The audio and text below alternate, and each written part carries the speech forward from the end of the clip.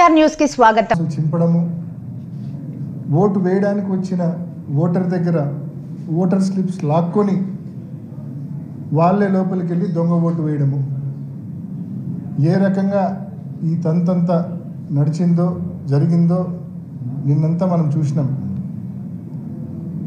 మరి ఈరోజు నిన్న మిడ్నైట్ అంటే అర్లీ అవర్స్లో ఉదయం 2 గంటల పైచిలుకు సమయంలో రీపోలింగ్ పేరుతో ఒక ప్రొసీడింగ్ ఇష్యూ అయింది. ఆ రీపోలింగ్ కేవలం 2 బూతుల్లో మాత్రమే, అచ్చివిల్లి అండ్ కొత్తపల్లి, ఈ 2 బూతుల్లో మాత్రమే రీపోలింగ్ అని చెప్పి మేము ఎన్నికల కమిషన్ను చాలా స్పష్టంగా అడిగాం. 15 బూతుల్లో రీపోలింగ్ జరపాల్సిందే, కేంద్ర బలగాలతో మీరు మళ్ళీ రీపోలింగ్ ఈ బైపోల్ కండక్ట్ చేయాల్సిందే అని చెప్పి ఎన్నికల కమిషన్ అడిగినాం అండ్ కోర్టును కూడా ఆశ్రయిస్తూ ఉన్నాం.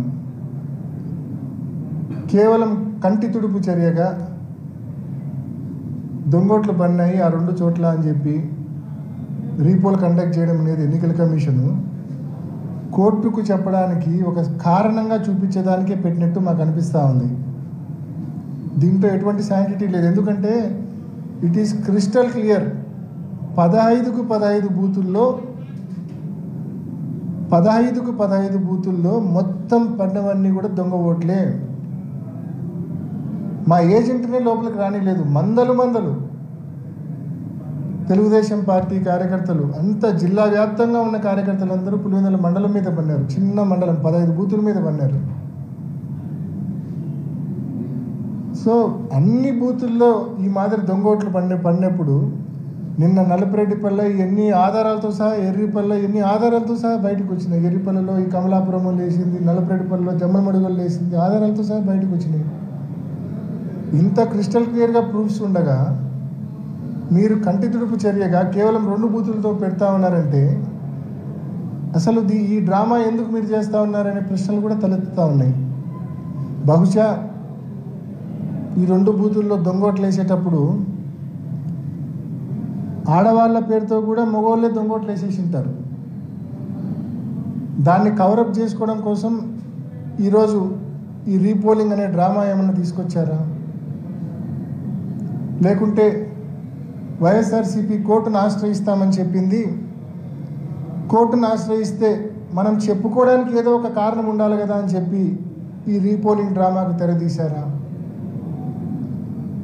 సో ఏది ఏమైనా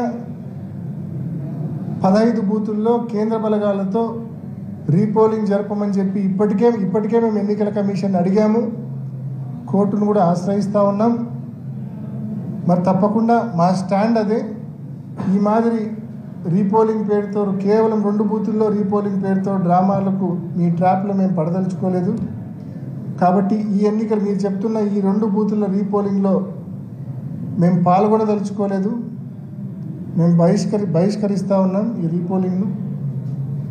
నిన్న ఏ రకంగా మీరు వైఎస్ఆర్ కాంగ్రెస్ పార్టీ పోలింగ్ ఏజెంట్స్ను బూతుల దగ్గర మీ వాళ్ళతో బలవంతంగా దాడి చేయించి, పోలీసుల సంపూర్ణ సహాయ సహకారాలతో మా వాళ్ళ మీద దాడి చేయించి ఏజెంట్ ఫామ్స్ లాక్కొని వెనక్కి పంపించారో, ఏ రకంగా అయితే ఓటర్ల దగ్గర బలవంతంగా ఓటర్ స్లిప్పులు లాక్కొని లోపలికి వెళ్ళి దొంగోట్లు వేశారో, మొత్తానికి నిన్న మీరు ప్రజాస్వామ్యాన్ని కూనీ చేశారు.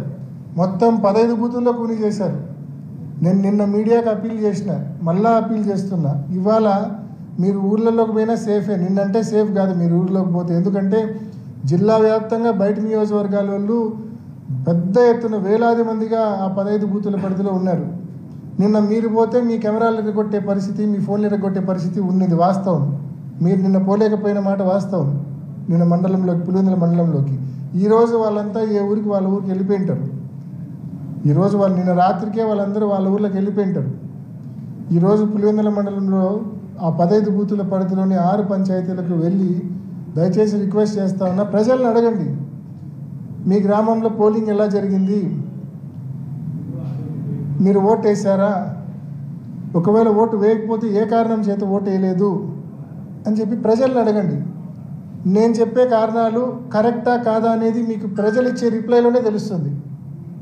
నేను చెప్తున్న ఈ ఓటర్ స్లిప్పులు లాక్కొని దొంగోట్లు వేయడం అయితేనేమి, బలవంతంగా ఏజెంట్ ఫారాలు చించి మా ఏజెంట్లను బయటికి పంపించడం అయితేనేమి, ఇటువంటి కారణాలు ఏదైతే నేను చెప్తున్నానో వాస్తవమా కాదా అనేది ప్రజల దగ్గరే మీకు తెలుస్తుంది. కాబట్టి once again I'm appealing the media, దయచేసి మీరు వెళ్ళి ఊరూరా ప్రజలతో ఇంటర్వ్యూ తీసుకోండి, అడగండి, ఒక చిన్న సర్వే మాదిరి కండక్ట్ చేయండి. ఎందుకంటే ఎందుకు ఇంత స్పెసిఫిక్గా చెప్తా ఉన్నా అంటే, ఈరోజు పులివెందులలో ఒక కొత్త సంస్కృతి చంద్రబాబు నాయుడు గారు ప్రవేశపెట్టారు. చాలా భయంకరమైన మోడస్ ఆపరండి ఇది, అంటే భయంకరమైన ఆపరేషన్ ఇది. ఒక కొత్త సంస్కృతి ఇది, ఎప్పుడు దేశంలో ఎక్కడా జరిగిండదు ఈ మాదిరి. ఉప ఎన్నికల్లో ఇంత పెద్ద ఎత్తున, మామూలుగా సహజంగా గతంలో రిగ్గింగ్లు మనం ఎప్పుడో 20 ఏళ్ళు 25 ఏళ్ళ క్రితం చూసి ఉంటాం. కానీ రిగ్గింగ్ అంటే ఏంది, ఆ గ్రామంలో వాళ్ళు మాట్లాడుకొని ఏజెంట్కు కొంచెం డబ్బులు ఇచ్చుకొని సెట్ చేసుకోవడమో, లేకుంటే ఆ ఏజెంట్ని లాగి చేసుకోవడమో, ఏదో ఆ గ్రామ లెవెల్లోనే, ఆ గ్రామంలో ఉన్న 2 పార్టీల లెవెల్లోనే నడిచిపోయేది. కానీ ఈసారి జరిగింది అది కాదు. ఈసారి జరిగింది